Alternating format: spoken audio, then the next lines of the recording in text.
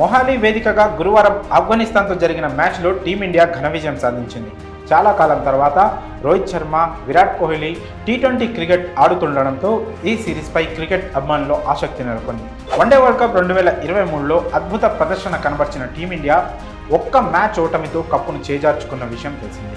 ఆ ఓటమి తర్వాత జట్టులోని సీనియర్ స్టార్ ఆటగాళ్లు రోహిత్, కోహ్లీ టీ20 క్రికెట్లో కొనసాగుతారా లేదా, అసలు టీ20 వరల్డ్ కప్ 2024 ఆడతారా లేదా అనే అనుమానాలు సైతం తలెత్తాయి.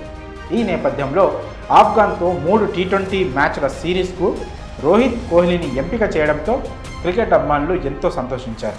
అయితే ఈ మ్యాచ్లో కెప్టెన్ రోహిత్ శర్మ బరిలోకి దిగినా విరాట్ కోహ్లీ మాత్రం వ్యక్తిగత కారణాలతో తొలి మ్యాచ్కు దూరంగా ఉన్నాడు. కానీ రెండో టీ20లో కోహ్లీ బరిలోకి దిగనున్నాడు.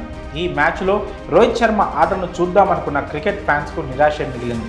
రోహిత్, గిల్ మధ్య మిస్అండర్స్టాండింగ్తో రోహిత్ రన్అట్ అయ్యాడు.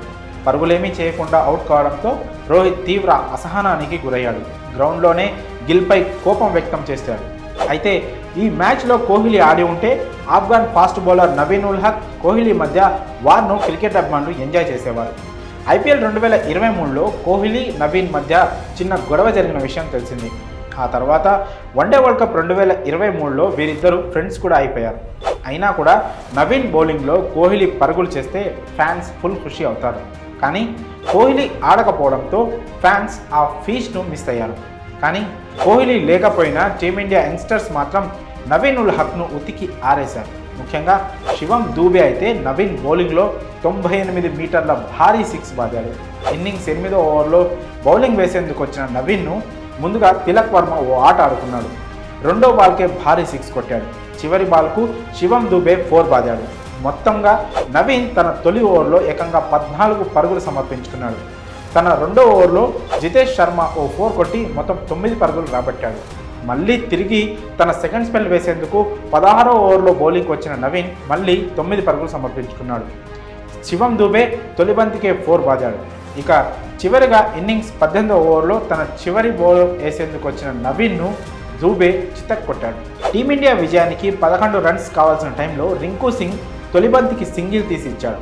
రెండో బంతికి శివం దూబే స్ట్రైట్గా భారీ 6 బాదాడు. ఆ 6 ఏకంగా 98 మీటర్ల దూరం వెళ్ళి పడింది. మూడో బంతికి ఇంకో 4 బాది మ్యాచ్ను ముగించేశాడు శివం దూబే. ఇలా నవీన్ను టీమిండియా కుర్రాళ్ళు పిచ్చి కొట్టుడు కొట్టారు. 3.3 ఓవర్లలో నవీన్ ఏకంగా 43 పరుగులు సమర్పించుకున్నాడు. ఒక్కటంటే ఒక్క వికెట్ కూడా పడగొట్టలేకపోయాడు. ఇలా కోహ్లీ లేకపోయినా నవీన్ను టీమిండియా కుర్రాళ్ళు కుమ్మేశారంటూ క్రికెట్ అభిమానులు కామెంట్ చేస్తున్నారు. మరి ఈ విషయంలో మీ అభిప్రాయాన్ని కామెంట్స్ రూపంలో తెలియజేయండి.